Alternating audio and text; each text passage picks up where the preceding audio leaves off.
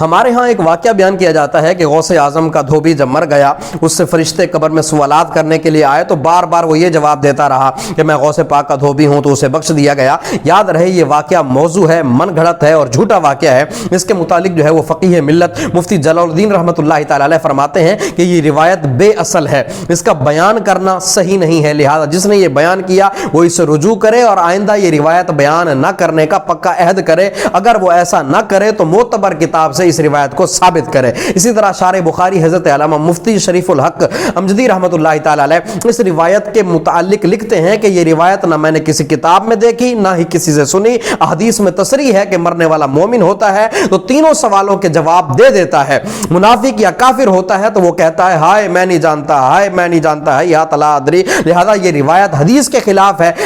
مگر یہ بات بھی حق ہے کہ اللہ کے ولی اپنے مریدوں کی قبر میں نکیرین کے سوالات کے وقت تشریف لاتے ہیں اور جواب میں آسانی پیدا کرتے ہیں۔ البتہ یہ جو واقعہ ہے غوث پاک کے دھوبی والا کہ فرشتوں نے سوال کیا تو اس نے کہا کہ میں غوث پاک کا دھوبی ہوں، یہ جھوٹا اور من گھڑت واقعہ ہے۔